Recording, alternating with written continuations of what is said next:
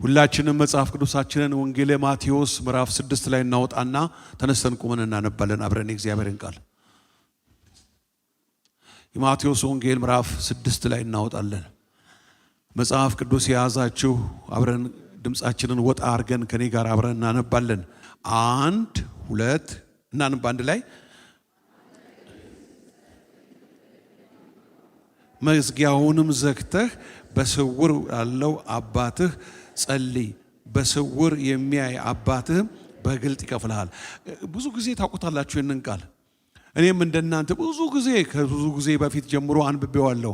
ግን አንድ ደግሞ ትልቅ ሚስጥር ስላለበት እንደገና እስቲ በኢየሱስ ክርስቶስ ስም እናነባለን አንድ ላይ።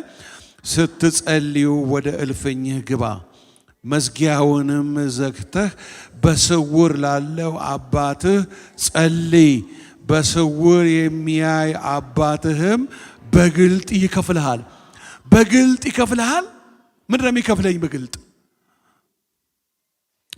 እግዚአብሔር እዚህ ጋ ምክርም ትእዛዝም ቃልም ረድኤትም ይነገረንና ስጦታውንም ደግሞ ዋጋውንም አብሮ ነው የሚናገረው።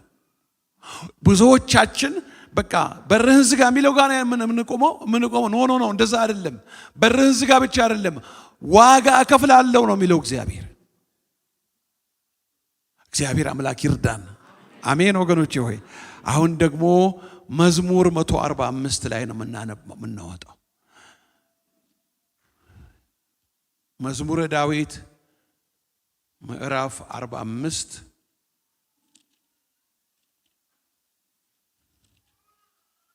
አገኛችሁ? ምዕራፍ 45 ከቁጥር 17 ጀምሮ ያለውን እስከ 19 ድረስ አነባለሁ። እግዚአብሔር በመንገዱ ሁሉ ጻድቅ ነው፣ በስራውም ሁሉ ቸር ነው። እግዚአብሔር ለሚጠሩት ሁሉ በእውነት ለሚጠሩት ሁሉ ቅርብ ነው። በጣም የምፈልገው ይሄ ክፍል ነው። በእውነት ለሚጠሩት ሁሉ ቅርብ ነው። ለሚፈሩት ምኞታቸውን ያደርጋል። እማንፈራው ከሆነ አንድም ነገር አናይም ማለት ነው። ልመናቸውንም ይሰማል። የማንን? የሚፈሩትን ያድናቸውማል። እግዚአብሔር የሚወዱትን ሁሉ ይጠብቃል። መጽሐፍ ቅዱስ ላይ ያለው ሚስጥር በጣም የሚገርም ነው ወገኖቼ ሆይ። በእውነት ለሚጠሩት ይላል። እግዚአብሔር ይባርካችሁ። ወደ ቤትህ ግባ፣ በሩንም ዝጋ። ይሄ ወደ ቤትህ ግባ በሩንም ዝጋ በስውር ወዳለው አባትህ እያለ ማቴዎስ ወንጌል ምዕራፍ 6 ቁጥር 6 ላይ የሚናገረው ቃል ከሰው ጋር ሆናችሁ አትጸልዩ ማለት አይደለም። የተሳሳተ ግንዛቤና መረዳት እንዳይኖረን ጥንቃቄ ወገኖቼ ሆይ። በህብረት እንጸልያለን፣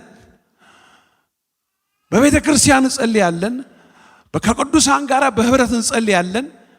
ደግሞ እግዚአብሔር ለብቻ ደግሞ ይፈልገናል። ይሄ ከእግዚአብሔር ጋር የሚስጥር ቦታችን ነው። ይሄ ከእግዚአብሔር ጋር የተለየ ክፍላችን ነው። ይሄ እግዚአብሔርና እኛ ብቻ የምንነጋገርበት የከበረ ስፍራ ነው ከሚገኘው የተነሳ ማለት ነው ወገኖቼ ሆይ። ስለዚህ በርን ዘግተህ ማለት ምንም ነገራችንን ብዙዎቻችን ሞባይላችንን መዝጋት አንችልም። ብዙዎቻችን ቴሌቪዥኑን መዝጋት አንችልም። ወይም አንዳንድ ነገሮቻችንን ለምን የምንጠብቀው ነገር አለ። ግን የበለጠው ነገር እኮ ነው እዚህ ጋር የሚሰራው ስራ። በስጋ ለባሽ ቋንቋ መግለጥ የማይቻለውን ነገር እግዚአብሔር ሰርቶ ዋጋውን ሊከፍልሽ ዋጋውን እከፍላለሁ እኮ የሚለው እኮ ሰው አይደለም።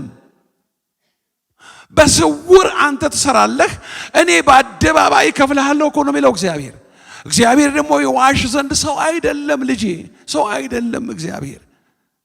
ስለዚህ በሚስጥር ዞር በልና ምን አርግ?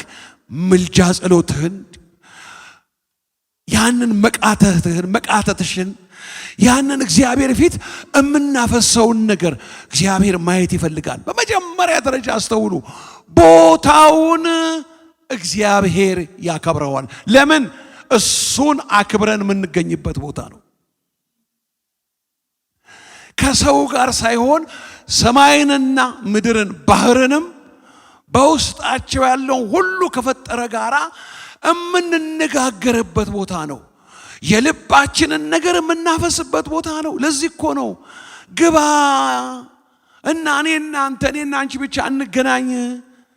በጣም ደስ ይላል። ባልና ሚስት አንድ ላይ ሆነው ሚስት በዚህ በኩል ባል በዚህ በኩል ሆነው በቃ በር ዘግተው ቢጸልዩ አቤት እግዚአብሔር እንዴት ደስ ይለዋል። ምክንያቱም ሁለት ሰዎች ሲስማሙ ይወዳል። ለዚህ እኮ ነው ሁለት የሚስማሙ ከምድር ከሰማይ ይደረጋል የሚለው። የሰው ልጆች ልብ በጣም የመስማማት ችግር እንዳለበት የሚያውቅ እግዚአብሔር እኮ ነው እየመከረን ያለው። ወገኖች ወይ በራችሁን ዝጉና ማልዱ፣ ለምኑ፣ ጸልዩ፣ እግዚአብሔር ፊት እንባችሁን አፍስሱ።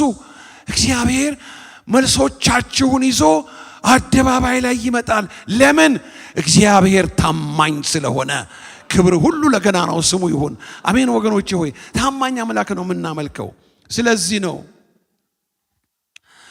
ከእግዚአብሔር ጋር ጊዜ የሚወስዱ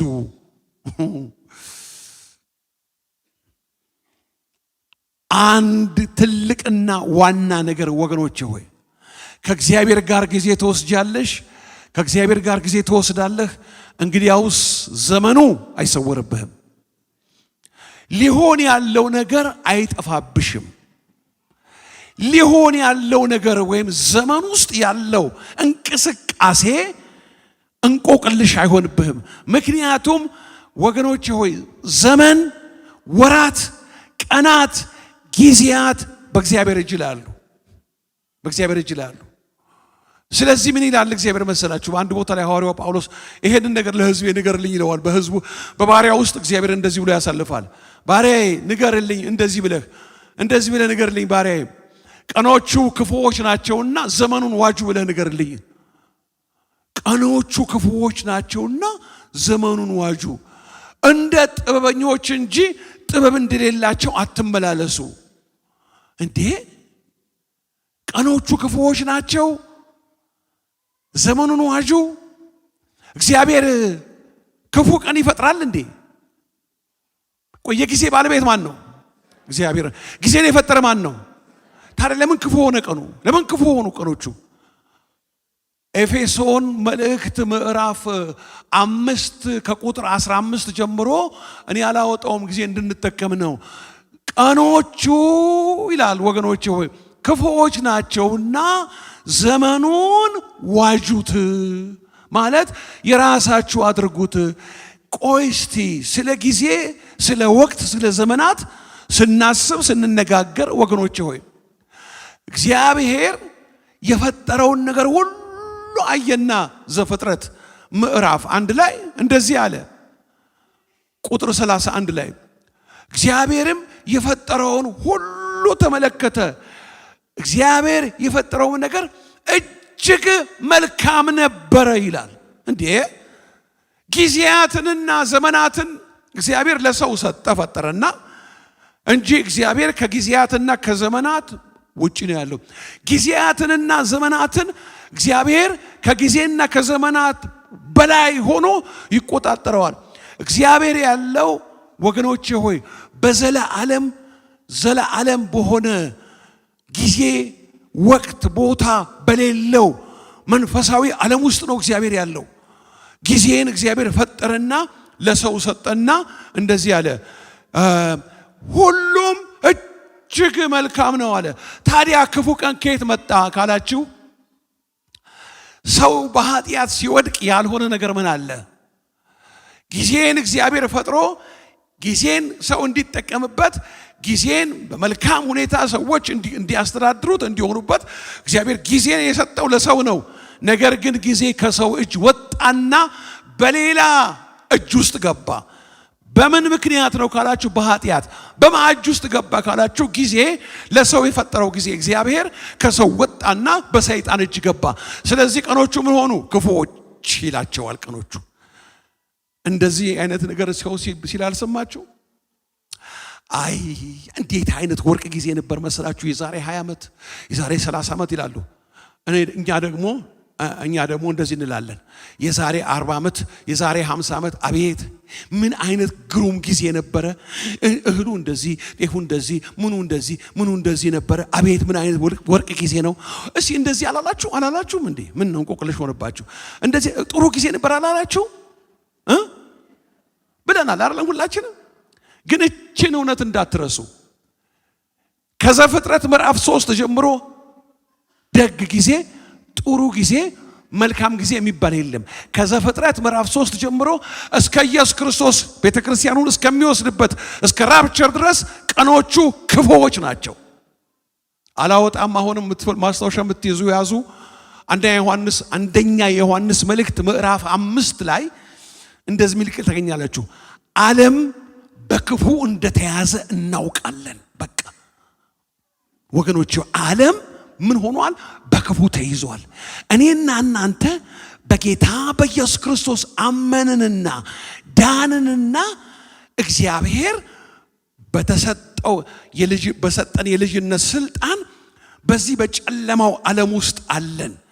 ምን ይለዋል? ይሄንን ጊዜ ሁለተኛ ቆሮንቶስ ምዕራፍ 4 ላይ እንደዚህ ይላል። ይሄንን ጊዜ የዚህ ዓለም አምላክ ወይም የዚህ ዓለም ገዢ ይለዋል የማያምኑትን ሐሳብ አሳወረ።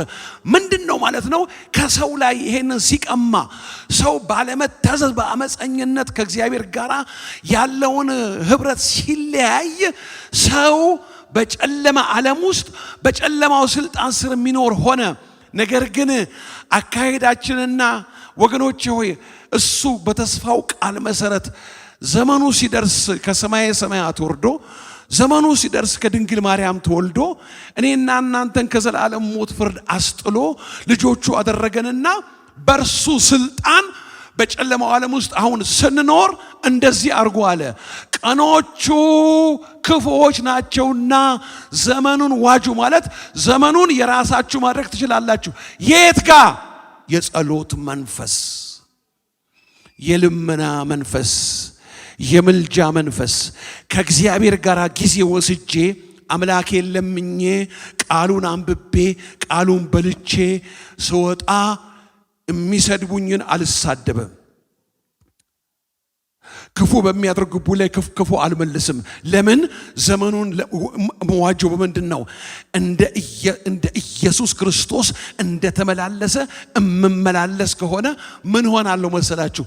አንድ ለሁላችንም ግልጽ የሆነ ነገር አስተውላችሁ ስለ እግዚአብሔር ስሙኝ። ይሄን ነገር ይሄ ወገኖቼ ሆይ ቀኑን ዋጀና የራሱ አደረገና ዋለ ማለት አንድ ክርስቲያን ወገኖቼ ሆይ ቀኑ ሳይገዛው ቀኑን ገዝቶ መዋል ሲችል ነው። ከሁለት አንዱ ሆነን እንውላለን። በጌታ በኢየሱስ ክርስቶስ ያመንን ወይ ቀኑ የራሱ ያደርገናል ወይ ቀኑን የራሳችን። ቀኑ የራሱ ካደረገን ስንሳደብ፣ ስንተች፣ ስንራገም፣ ስንዋሽ፣ ስናስመስል፣ ስንስገበገብ ከዋልን ቀኑ የራሱ አድርጎናል።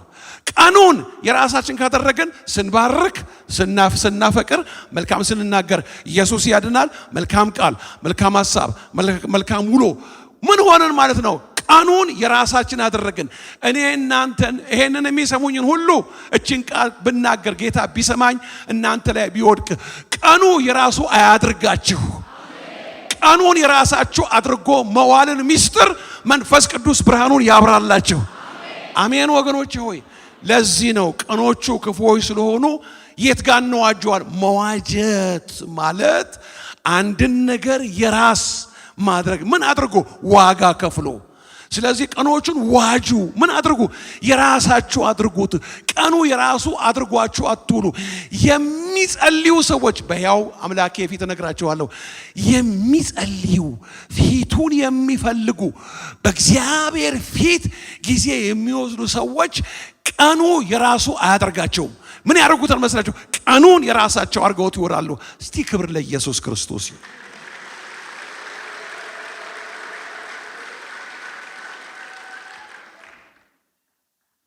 እየሆነ ያለውን ያስተውላሉ የሚንበረከኩ ሰዎች።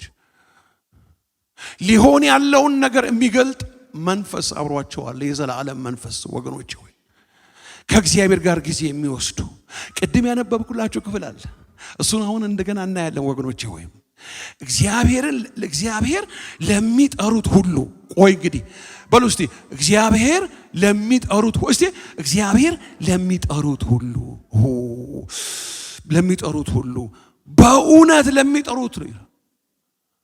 በእውነት የሚጠሩት እውነት የሆነውን ሕይወት የሆነውን መንገድ የሆነውን ጌታ በሕይወታቸው ላይ ያነገሱ ለተቀበሉት ሁሉ በስሙ ለሚያምኑ የእግዚአብሔር ልጆች የሆኑ ዘንድ ስልጣን የሰጣቸው እነሱ በእውነት የሚጠሩት ናቸው።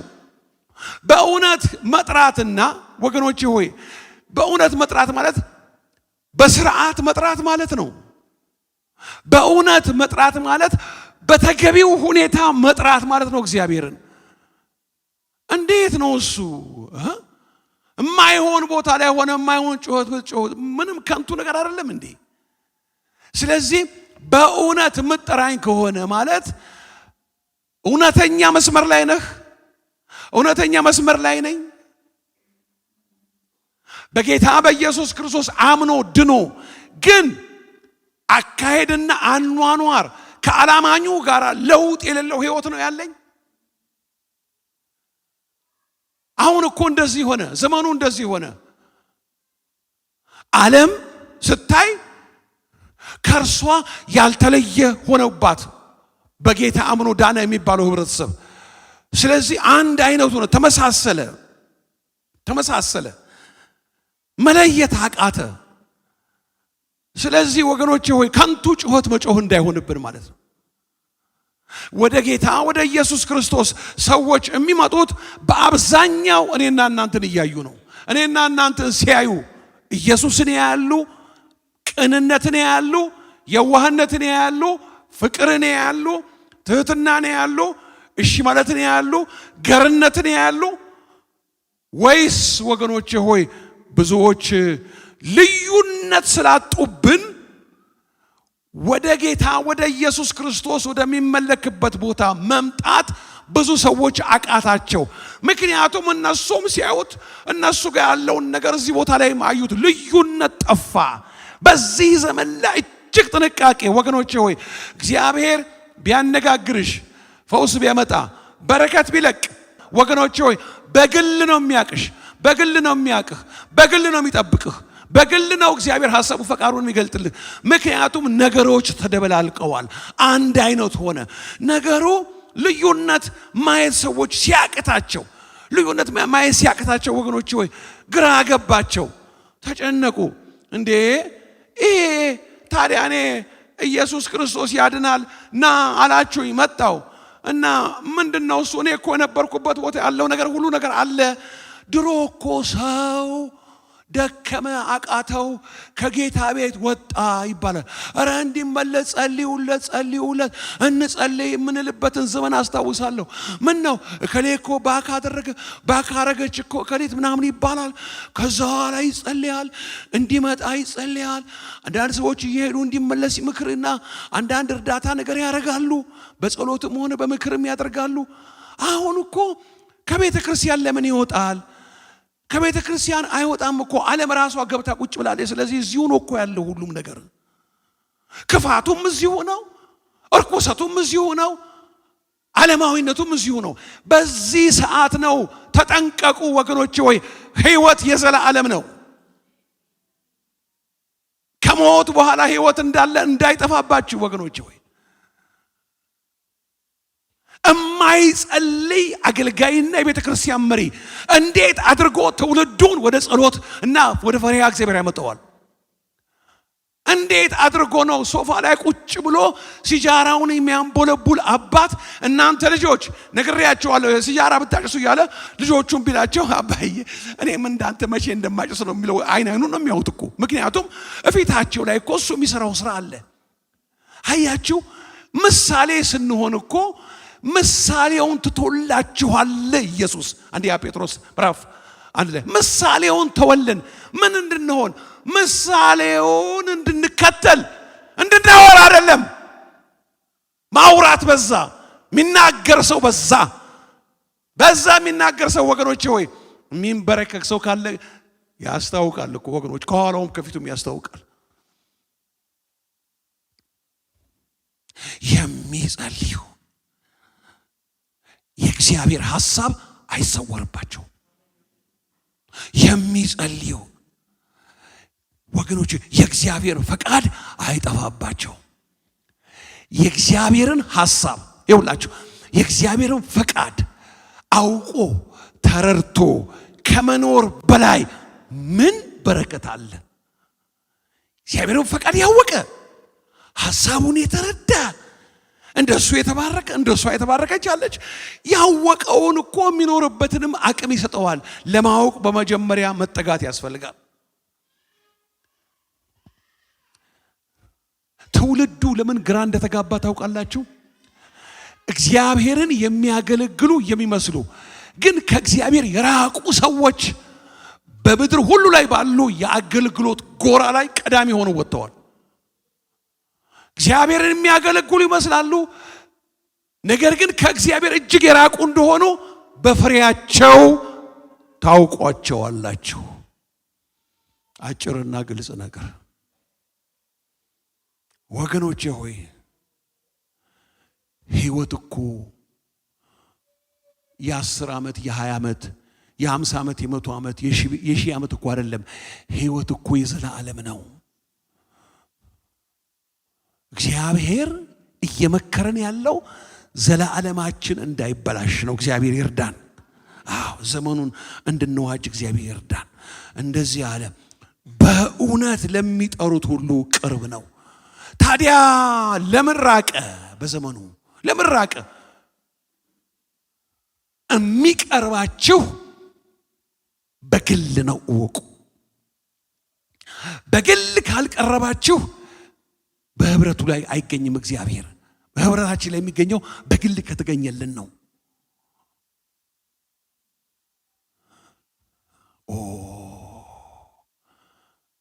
እንዴት ያስፈራል! እንዴት ያስፈራል ወገኖች ሆይ! እየዘመርን እየሰበክን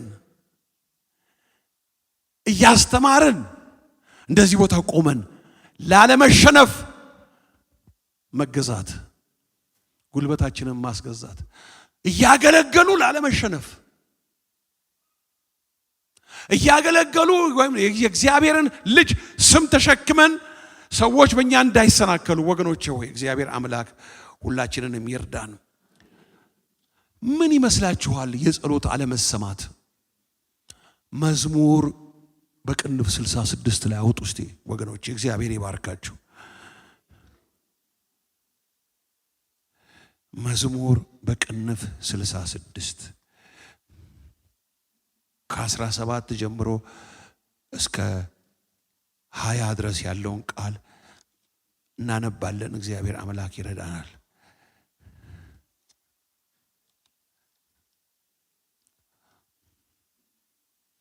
ከቁጥር 17 ጀምሮ እስቲ እናንብበው ወገኖቼ ሆይ።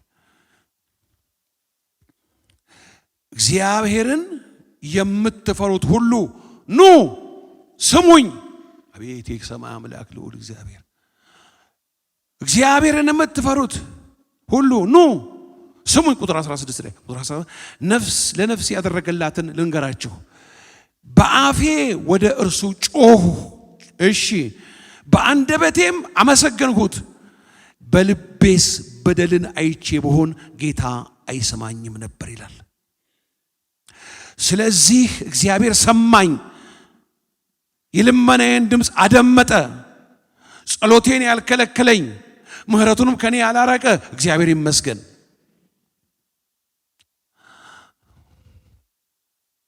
ሰማኝ የሚል ሰው እኔ አሁን ማግኘት እፈልጋለሁ። እግዚአብሔር ሰማሽ ስትጸልይ፣ ሰማ ስትጸልይ፣ እግዚአብሔር ሰማኝ። ኧረ ቢሰማ አምላክ ነው እግዚአብሔር። ያውም በተሻለው ኪዳን ደም ከዘላለም ሞት ፍርድ ያስመለጠ፣ በተሻለው በማይሻረው፣ በተሻለው በተቀደሰው፣ በተሻለው ዘላለማዊ በሆነው ኪዳን ልጆቹ አደረገን። ልጆቹ ያደረገን በብሉይ ኪዳን ሊያነጋግራቸው በዓመት አንድ የመቅደሱ ጋር ሄደው ተሰብስበው አደባባይ ይጠብቃሉ። ሊቀ ካህኑ ገብቶ ድምፅ ይሰማና የሰራዊት ጌታ እግዚአብሔር እንዲህ ይላችኋል ነበር የሚለው።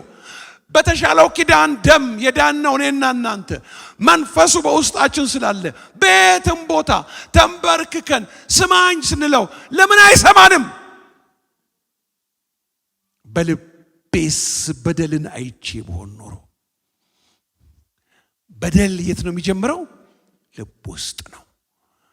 በደለኛ ብሆን፣ ክፉ ብሆን፣ ከቅንነት ውጪ የሆነ አነጋገርና አኗኗር አካሄድ አስተሳሰብ ቢኖረኝ በልቤስ በደልን አይቼ ብሆን። ታዲያ ጸሎታችን አለመሰማቱ የበደለኝነታችን ነገር ልባችን አለማስመርመራችን ይሆን? ወገኖች ሆይ የሚታገስ የሚጠብቅ ጸሎቴን መቼ ነው የምትመልሰው ስንለው እሺ እመልሳለሁ ተስፋ አትቁረጡ። ወገኖች ሆይ የሚሰማ የሚጠብቅ የሚራራ አባት አለ። በቃ እግዚአብሔር ሁል ጊዜ ልጆቹን መስማት ይፈልጋል። እስቲ የትኛው አባት ነው የትኛው እናት ነች የልጇን ድምፅ መስማት ማትፈልግ? የልጁን ድምፅ መስማት የማይፈልግ? ይናፍቃል እኮ አባት ትናፍቃለች። እማዬ መጣሽ ሲሏት እኮ ድምፃቸው ይርባታል። እናት እኮ አባትም እኮ እንደዛ ነው። አባዬ መጣ እሳ አባ እምንልበትን የልጅነት መንፈስ ወደ ልባችሁ ሰደደው ይላል ሮሜ ምዕራፍ 8 ላይ። አባት እያለ የሚጮኸውን የልጅነት መንፈስ ውስጣችን ያለው መንፈስ ከሱ ጋር ማውራት ይፈልጋል። በደል አለ፣ ንስሐ ግቢያ። በቃ ሊያጥበኝ ይኸው ፊታችን አለ። ዓለም የምንኖርባትን ክፋቷን ሰይጣን የጨለማው ይህንን ዓለም የሚያስተዳድረውን የለበስነው አሮጌው ሰዋችንን በዚህ በሶስት መከራ ውስጥ እንዳለን ያውቃል። ስለዚህ ምን አደረገልን? የልጁም የኢየሱስ ክርስቶስ ደም ከኃጢአት ሁሉ ያነጻል። ሊያነጻን ቅረቢ፣ ነይ ልጠብሽ፣ እንደገና ልቀፍሽ። ማን ነው በብርታቱ የቆመ? ማን ነው የማይሰናከልና የማይነሳ? ማን ነው ወገኖቼ ሆይ በተለያየ ኃጢአት ውስጥ የማያልፍ የማይወድቅ? ግን አንድ ነገር አድርጉ፣ አጠገባችን አለ የሚራራው መንፈስ። ይኸው ውስጥህ በደል አለ፣ ና ልጠብህ፣ ነይ ልጠብሽ። ሰይጣን አይክሰስህ። እንዲያርገህ ቢቸግራት ልጅቷ ምን ይጠበሳለች ሲጨቀጭቃት? ወገኖቼ ሆይ ሲጨቀጭቃችሁ ጥቅስ ጠፋባት። አንቺ ልጸልይ ነው፣ አንቺ ልታመልኪ ነው፣ እጅሽን ታነሻለሽ፣ እንዲያርገሽ ትንሽ ደብ ብላ ተነስታለች። እንዲያርገሽ ይላታል። ግራ ገባት። በቃ እንግዲህ ምን ይጠበስልህ አለች። ለምን መሰላችሁ? ግራ ያጋባችኋል ሰይጣን። ግራ የማያጋባ አባት አለ፣ የሚራራ አባት አለ፣ የወደቁትን አጥቦ አንስቶ እቅፍ የሚያደርግ አባት አለ። ስሙ ለዘላለም የተባረከ ይሁን። አዎ የይቅርታ መንፈስ ጸሎታችን እንዳይከለከል ወገኖቼ ሆይ እንዳይከለከል። አያችሁ ወገኖቼ ሆይ በዚህ ጊዜ የመጨረሻ ዘመን እንደሆነ ነግሮናል። የሚያስጨንቅ ጊዜ ነው። የሚያስጨንቅ ጊዜ ይመጣል። ባሪያዬ ሰዎች ራሳቸውን የሚወዱ ገንዘብን የሚወዱ ተሳዳቢዎች፣ ሐሜተኞች፣ እርቅን የሚጠሉ ናቸው። የአምልኮ መልክ አላቸው ለለለለ ሲሉ ምናምን፣ ግን ኃይሉን መንፈሱን የመንፈስ ቅዱስን ኃይል የቃሉን ኃይል ግን የካዱ ናቸው። ስለዚህ ይሄንን እወቅ ወገኖቼ ሆይ። ይሄ እንግዲህ በጣም የሚያስፈልገን ይቅር ያለ ማለት ኃጢአት እንደ ዕዳ ነው። ታውቃላችሁ? ዕዳ ያለበት ሰው እንዴት ነው? ቁጭ አርክ ዕዳው ባለበት አካባቢ ስትመጣ ታጥፈ ነው የምትሄደው። ሰውየው እንዳይ አይደለም እንዴ? ምን አለበት ሰው? ዕዳ ይኸውላችሁ፣ ይቅር አለ ማለት እንደ ዕዳ ነው።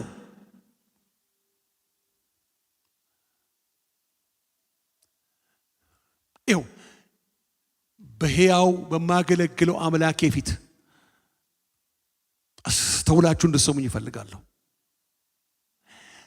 ክርስቲያንን ሁሉ የሚያቅተው ነገር ይቅር ማለት ነው። ከባድ ነው።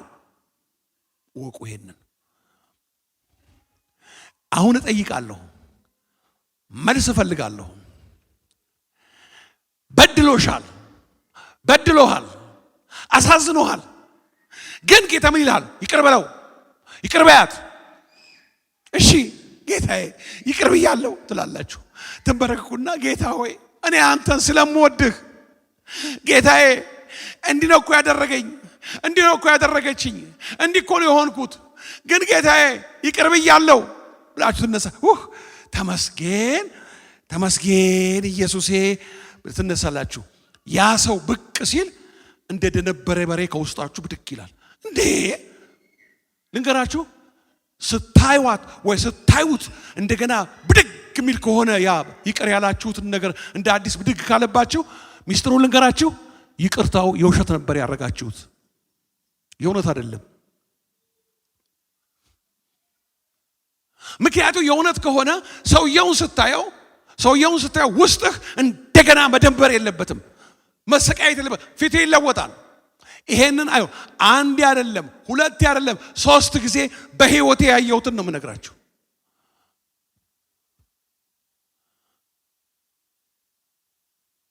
ያቅታቸዋል ሰዎች። ወደ አገልጋዩ ጋር ትመጣና እንደዚህ ጌታ እባክህን ይቅር ብየው ነበር እኮ ጸልያለሁ እኮ በጌታ ፊት ጾም ጸሎት ይዤ ነው የጸለይኩት፣ ሳየው ግን እንደገና ይመጣብኛል፣ ምን ይሻለኛል? ልክ ነሽ። እንዴት ልክ ነሽ? ልክ ነሽ። ምኑ ነው ልክ? ልክ ነሽ። አንቺ ስለማትችይ እኮ ኢየሱስ ባንቺ ቦታ ይሄን በቀራንዮ መስቀል ላይ ጨረሰው አላት። ድሮስ አንቺ የትችያለሽ? የሚችል አለ። ያ ማን ነው የሚችለው? ጸጋን ሊሰጠን ከዘላለም ሞት ፍርድ ሊያስመልጠን በቀራንዮ መስቀል ላይ የዋለው እሱ ይችላል። ምን ላድርግ? ና ጌታዬ በኔ ውስጥ ውደድልኝ፣ ይሄንን ሰው ልወደው ፈልጋለሁ። እንደዚህ ነው ነገሩ፣ ሚስጥሩ። አዎ እንደዚህ ነው እንዴ? አይ እንደዚህ ብቻ አይደለም። ማንም ከናንተ ጸጋ ቢጎርለው ምን ያድርግ ይላል። ምን ይላል ባካችሁ ስለ እግዚአብሔር? እግዚአብሔርን ምን ቢለው? አሁን ይቅርታ ማድረግ አይደለም ያቃተህ፣ ኢየሱስ ሞቶልሃል፣ አውቀሃል፣ ተነስቶ በህይወትህ ላይ ደግሞ የዘላለምን ህይወት ሰጥቶሃል። ደግሞ እግዚአብሔር ይመስገን። ግን ያ ጸጋ በህይወትህ ጎሏል። ይቅርታ ማድረግ ያቃተህ ጸጋው ስለጎደለሽ ነው። እርግጠኛ ነኝ ብዙዎቻችሁ እጃችሁን አልላችሁም ጸልያችሁ ተነስታችሁ ይቅር ብላችሁ ስታዋቸው፣ ግን ውስጣችሁ ልክ ከበሬዎች መካከል ሲወጣ በሬው እንደዚህ ሄደ የነበረው እንደዚህ ይደነብራል። ደንብር ይልና ወደዚህ መርቶ ልክ ይቅርታ ካረግሽ በኋላ ደንብሮ የሚነሳ ካለ ይቅርታው አልሰራም፣ የውሸት ነው ማለት ነው። ስለዚህ አንድ ነገር ለምን ወንድሜ፣ ጸጋውን ለምን። ጸጋው ያስችላል። የምናገረው ቃል በህይወቴ ያለፈ ቃል ነው ወገኖቼ ሆይ። ያማል ይቅርታ መጠየቅ፣ ያማል ይቅርታ ማድረግ። ግን አንድ ሚስጥር ልንገራችሁ፣ ሲያቅታችሁ ጸጋ ለምኑ። ለጸጋው ጌታና ንጉሥ ክብር ይሰጣል። አሁን በደንብ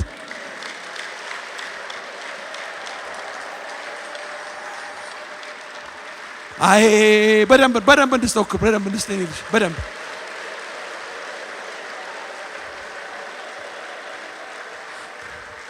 እሺ። ምንም ማድረግ አልችልም ፓስተር፣ እኔ ይሄ ጸጋ ካሌለ እኔ አልቻልኩም የምትሉ ብዙ ሰዎችን አያለሁ። እጃችሁን አሳዩኝ። ይቅር ካልኩኝ በኋላ ያገረሽብኛል። ቶሎ ባስቸኳይ ቶሎ በሉ። ልንገራችሁ በጣም ብዙ ናችሁ። በአስቸኳይ የተነሳችሁ ወደዚህ ኑ ወደዚህ ልጸልይላችሁ። እቺ ሰዓት አትለፋችሁ። ኑ ነይ ልጄ ብድግ እያልሽ ብዙ። ምክንያቱም አሁን እልል ስንል መንፈስ ቅዱስ ጌታ ይነግረኛል። ወገኖቼ ሆይ አቃተኝ የሚሉ ይኸው እናንተን ነበር አፍ ለአፍ እያነጋገረ ያለው። ጌታዬ ተጎዳው እኮ፣ ቆሰልኩኝ እኮ፣ ደማሁኝ እኮ። መተኛት ልትጸልዩ ስትሉ የሚያቅታችኋል። በጣም ብዙ እንዳላችሁ መንፈስ ቅዱስ እግዚአብሔር ይነግረኛል። ቶሎ በሉች፣ ሰዓት እንዳታልፈሽ። አሳልፋት አንድ ጊዜ አሳልፈው አንድ ጊዜ። እግዚአብሔር አምላክ የተመሰገነ ይሁን። ና ልጄ፣ እኔ አቃተኝ እኮ አባቴ ደማው እኮ አደማችኝ እኮ ገሎኛል እኮ ከዚህ በላይ ምን ሆናለሁ? አዎ ልክ ነው፣ ያማል። ግን ከዚህ በኋላ ጸጋው ይመጣል፣ ፈውሱም ይመጣል። አሜን ወገኖች ሆይ እግዚአብሔር የሚረዳው ጸጋ በሉ። አንድ ጊዜ ጮክ በሉና ከኔ ጋር እንደዚህ በሉ። ጸጋው በሉ በእምነት በሉ አድኗችኋል። ይህም የእግዚአብሔር ስጦታ ነው እንጂ ከናንተ አይደለም፣ ማንም እንዳይመካ ከስራ አይደለም። በቃ ጸጋው በእምነት ጸጋው የሰው አቅም የሰው ችሎታ የሰው ነገር የለበትም ወገኖች። እኔ እኮ አልፌ ልሄድ ነበረ። መንፈስ ቅዱስ ግን ራራላችሁ። በእውነት ኢየሱስ ይወዳችኋል። አሁን ጸጋ ነው እኮ የሚሰጣችሁ። ጸጋውን ትቀበላላችሁ። ከዛ በኋላ ምን ትላላችሁ? ይቅር ትላላችሁ። ይኸው ሰዎች እንኳን አጠገባችሁ ሩቅ ቢሆኑ እዚህ እናንተ ትለቃላችሁ። በቃ ከዛ በኋላ ነገራችሁ ደግሞ ይለቀቃል። ወቁ ይሄን እስቲ ባካችሁ ቅዱሳን ቁጭ ያላችሁ አንድ ጊዜ እጆቻችሁን ዘርጉ ወደዚህ። ፈቃደኛ ብትሆኑ ብትነሱም ደስ ይለኛል። እግዚአብሔር ይመስገን። አዎ እናንተ እዚህ ጋር ያላችሁ ይኸው ባሪያ በፊት መጣው ብላችሁ እጃችሁን አንሱ። አንሱ እዚህ ጋር የመጣችሁ እጃችሁ ወደ እግዚአብሔር አንሱ። እጃችሁን እግዚአብሔር ሆይ በሉ በሉ። እዚህ ጋር የቆማችሁትን ነው የምለው። እግዚአብሔር ሆይ አንተ በደሌን ኃጢአቴን ይቅር ብለህ እኔን ከዘላለም ሞት ፍርድ አድነኸኛል። ጌታዬ ካንተ ጸጋ የተካፈልኩኝ የወሰድኩኝ ልጅህ ነኝ። እኔ ደግሞ የጎዱኝ ሰዎች አሉ፣ ያቆሰሉኝ፣ ያደሙኝ። ጌታዬ አልቅሼ አልቅሼ አልወጣ ያለኝ አለቅ ያለኝ ጌታዬ ዛሬ ግን ይቅር የተባልኩት እኔ በፊትህ ይቅር እምልበትን ያንተን ጸጋ ጮክ ብላችሁ ያንተን ጸጋ የሚያስችለውን ጸጋ የሚረዳውን ጸጋ በሉ ባካችሁ የሚረዳውን ጸጋ የሚያስችለውን ጸጋ ኃይል የሚሰጠውን ጸጋ ከኔ በላይ ከአይምሮዬ በላይ የሚያስችለኝን የጸጋ ኃይል በሉ ባካችሁ የጸጋ ኃይል የጸጋ ኃይል አሁን ስለለቀክልኝ አመኛለሁ አመኛለሁ። አመሰግንሃለሁ አመሰግንሃለሁ ጌታዬ። እባክህን አሁን ይሄንን ቁስል ይቅር ማለት አቅቶኝ እምሰቃይበትን በአንተ ፊት ለቅቅ ያለው ከቻልኩኝ አቅም ከሰጠኸኝ ደውዬ ወይ ሄጄ ይቅር ብዬሻለሁ፣ ይቅር ብዬሃለሁ፣ ይቅር ብያችኋለሁ እምልበትን አቅም ስለሰጠኸኝ አሁን አመሰግናለሁ። በአብ በወልድ በመንፈስ ቅዱስ አንድ አምላክ ስም አሜን። ሂዱ እያመሰገናችሁ እግዚአብሔርን። በቃ ጸጋ ነው የሚያስችለው። እግዚአብሔር አምላክ የተመሰገነ ይሁን። ክብር ለኢየሱስ ክርስቶስ ይሁን። አሜን ወገኖች ሆይ አዎ እግዚአብሔር ይመስገን። ይኸው ከእግዚአብሔር ተቀበልን ምን የኃጢአት ይቅርታ። ከየትም እኮ አናመጣውም። ይሄንን እኮ ነው ሰዎችን ይቅር የምንልበት። ተቀብለናላ። ይቅር የተባላችሁ እጃችሁን አሳዩ። በቃ ይቅር የተባለ ሁሉ እኮ ይቅርታን የተቀበለ ሰው ነው። ግን አንድ ነገር አስተውሉ። ስለ እግዚአብሔር አስተውላችሁ ስሙኝ። የሰራዊት ጌታ ቅዱስ እግዚአብሔር እኛን ይቅር ለማለት ልጁ ሰው እንዲሆን አድርጎታል። እኛን አብ ይቅር ያለን ልጁን ከሰማይ ሰማያት መለኮት ነው፣ እግዚአብሔር ነው ልጁ። እሱን ወደ ምድር ላከው። ልጁ ከሰማይ ሰማያት ወርዶ ከድንግል ማርያም ተወልዶ በመስቀል ላይ በደም ተበክሎ ስጋው ተበጣጥሶ ይሄንን በሚያክል ዋጋ ነው እግዚአብሔር አብ እኛን ይቅር ያለን። ይቅር የተባለበትን ጉልበት አያችሁት? ዝም ብሎ አይደለም ይቅር የተባለው። ኢየሱስ ክርስቶስ ደሙን አፍሶ በመስቀል ላይ ተቸንክሮ ዋጋ ከፍሎ ነው። ስለዚህ ይቅር በይ ይቅር በል የሚልህ ይሄንን የሚያክል ይቅርታ ተቀብለሃል። ይሄን እንገራችሁ አገልግሎቴ በሙሉ በዛን ቀለሌት እንደዚህ ያለኝ በቃ አለኝ። ለካ እግዚአብሔር አንድ በህይወታችሁ አንድ የዘመናትን ነገር ሊያደርግ ሲመጣ ሚዛን ይመጣል፣ ጥያቄ ይመጣል። ይቅር በል ለካ እኔ ያን በሚያክል ዋጋ ይቅር የተባልኩ ነኝ። ሂድና ይቅርታ ጠይቃቸው አለኝ። ወገኖቼ ሆይ ይቅር ማለት ለክርስቶስ ደም ክብር መስጠት ነው። ይቅር ማለት ለእግዚአብሔር ስም የተገባውን ክብር መስጠት ነው። ስለዚህ የብዙዎቻችን ጸሎት ጥሩ ነው። እንጾማለን፣ እንጸልያለን፣ እንገስጻለን፣ እንደ ልባችን በጌታ ፊት በቃ ጌታ እንደ ቃሉ እናደርጋለን። ግን እዚህ ጋር ግን አንድ ችግር አለ። ይቅር ያላልነው አለ። ወገኖቼ ሆይ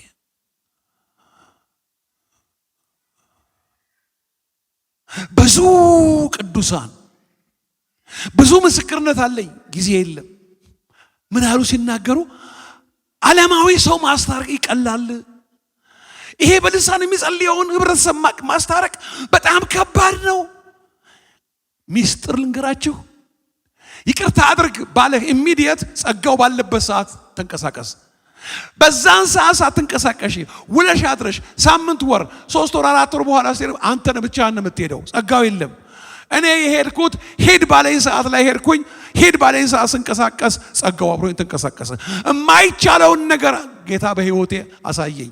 ወገኖቼ ሆይ ይኸው እስቲ ሁሉን ችሎ በሉ፣ ሁሉን የሚያስችል የእግዚአብሔር ጸጋ በሉ። እስቲ አያላላችሁ የእግዚአብሔር ጸጋ በሉ፣ ያስችላል በሉ።